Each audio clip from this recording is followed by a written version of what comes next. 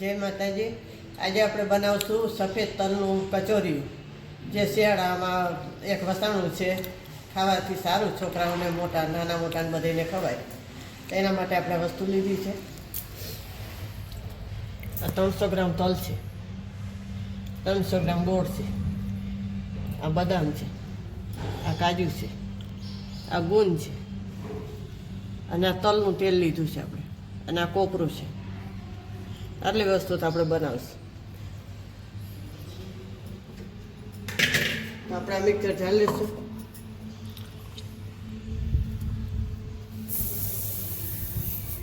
એમાં આપણે આ તલ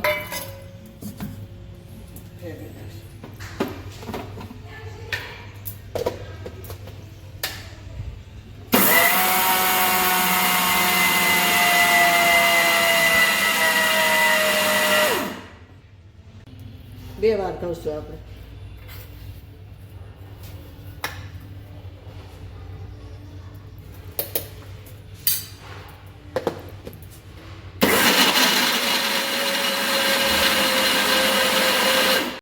હવે આપણે કાઢી લઈશું,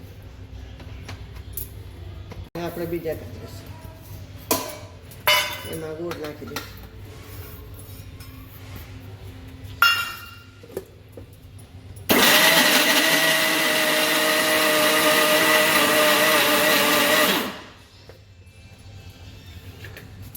આપણે આ થઈ ગયું છે, એ કાઢી લઈશું।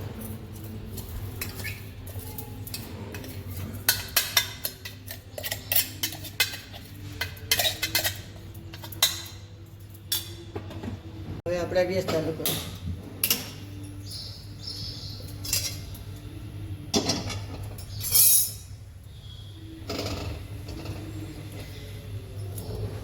શેકી લઈશું। આપણે ખાંડેલો છે, દરેલો ગુંદ છે, એટલે બહુ ઝીણો છે।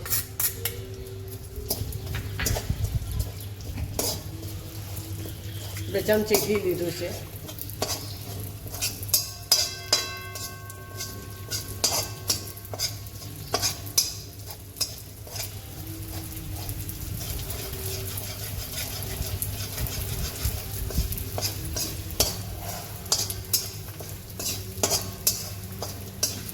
ગુંદ આપણો શેકાઈ ગયો છે, કાઢી લઈશું।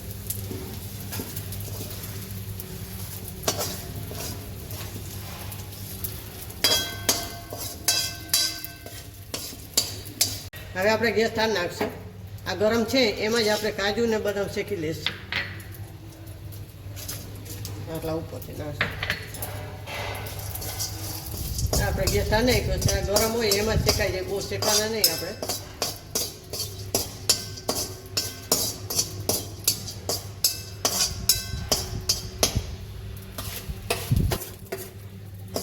શેકાઈ ગયો છે, આપણે એને કાઢી લઈશું।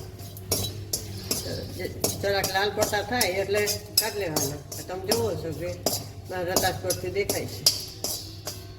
હવે આપણે એને કાઢી લઈશું। હવે આપણે આ ગોળ ને તલ મિક્સરમાં કાઢી લીધા છે, એમાં આપણે આ ગુંદ નાખી દઈશું।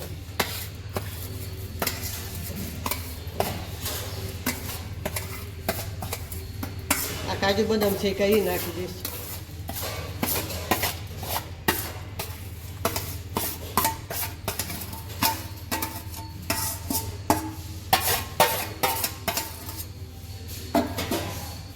આપણે થોડું કોપરું નાખશું।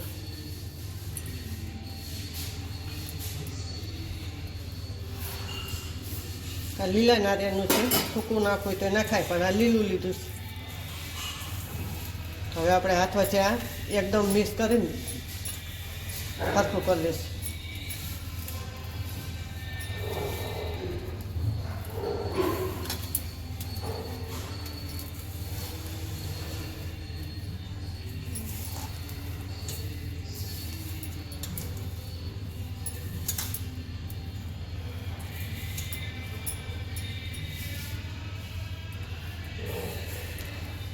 જોઈ શકો આપણે કચોરી સરસ થઈ ગયું છે।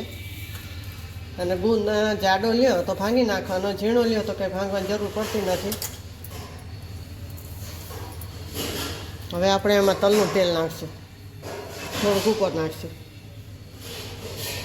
2-3 ચમચી જેટલો નાખવાનો.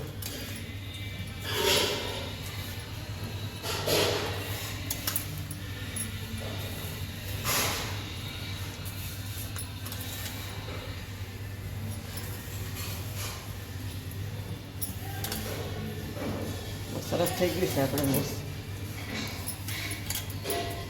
આપણે આ તેલ આમાં ચોપડી લઈશું. આ વાટકામાં આપણે કાઢશું.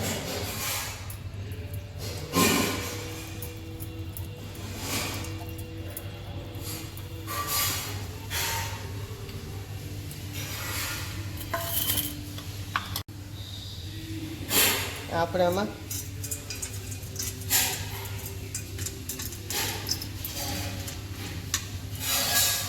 હવે આપણે આ છે કચોરી એમાં આપણે કાઢી લઈશું. એટલે આપણે સોલ કરવામાં કે આમાં મૂકવું હોય કામ આવે. આમ દબાઈ દેવાનું.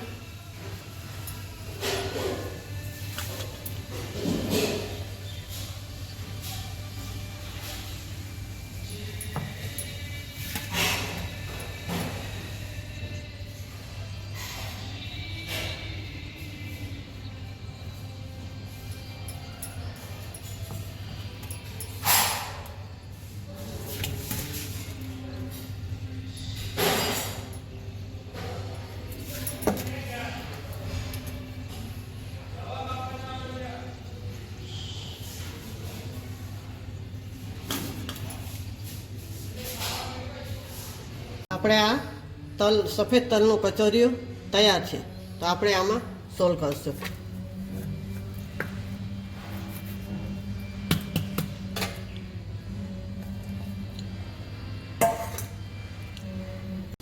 હવે આપણે આ કોપરું નાખશું.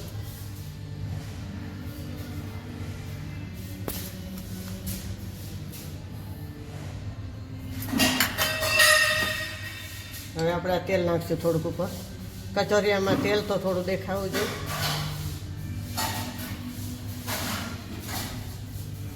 તલનું તેલ વાપરવાનું એ ધ્યાન રાખવાનું.